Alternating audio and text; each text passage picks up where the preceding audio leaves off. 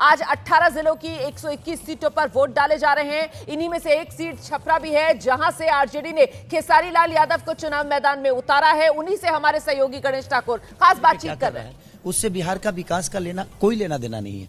तो मैं चाहता हूं कि बातें हम कम करें और हम अपने बच्चों के भविष्य के लिए क्या बेहतर किए हैं और सरकार ने क्या बेहतर दिया है उस पर चर्चा करें, तो शायद सरकार को भी समझ में आएगा। आज जितने भी प्रशासनिक लोग यहाँ पे हैं, इनका 2004 से पेंशन नहीं मिलता। बताइए कितनी दुख की बात है कि अपने बच्चों को जब रिटायर होंगे तो क्या जवाब देंगे। इनका जब पोस्टिंग होता है तो घर से कम 200 किलोमीटर दूर हो जाता है।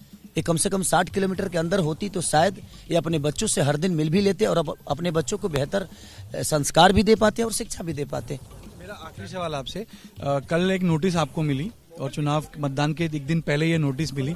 कोई बात नहीं, उस पर बात नहीं करूंगा क्योंकि मैंने खून पसीना से उस घर को बनाया है, दिनों रात मेहनत करके बनाया है, बहुत पैसे लगे हैं उस घर में। अब भगवान को मंजूर जो होगा वही होगा, क्योंकि बिना हरि कृपा तीर न डोले।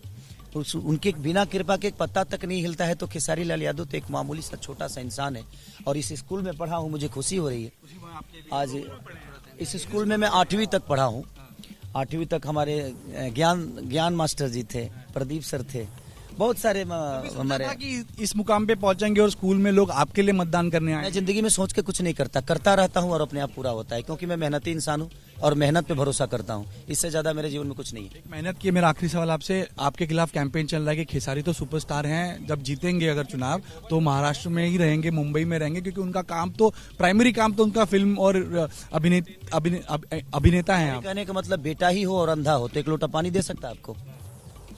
10 साल से छपरा में सीएन गुप्ता चाचा विधायक थे और नाला और वहाँ के जल जमाव की स्थिति आप जाकर देख लीजिए। और बेटा हो और उसके पास आंख होना तो अमेरिका में रह के भी अपने माँ बाप का सेवा कर सकता है और उनका देखभाल कर सकता है। रहना विषय नहीं है सर, रोज दिखना। क्या खेसारी अगर रोज रहे और काम ही ना करे तो क्या फर्क पड़ता है। हमारा काम बोलता है और हम काम करके दुनिया को बताएंगे कि हम क्या हैं। हम ये नहीं कि हम रह के अच्छे बताइए। यहाँ पे तो बहुत सारे लोग हैं माँ बाप के साथ नहीं रखते हैं, वृद्धाश्रम भेज देते हैं। तो उस बेटे का क्या मतलब है। बात यह है कि जिसके लिए मैं आया हूं और जिसके लिए मुझे जनता चुनी है और चुन रही है, वो कितना बेहतर करता है ये मायने रखता है। रहने से कोई फायदा नहीं। नेगेटिव कैंपेन रहा चुनाव। छोड़िए ना सर, मेरे ऊपर कोई मतलब नहीं है।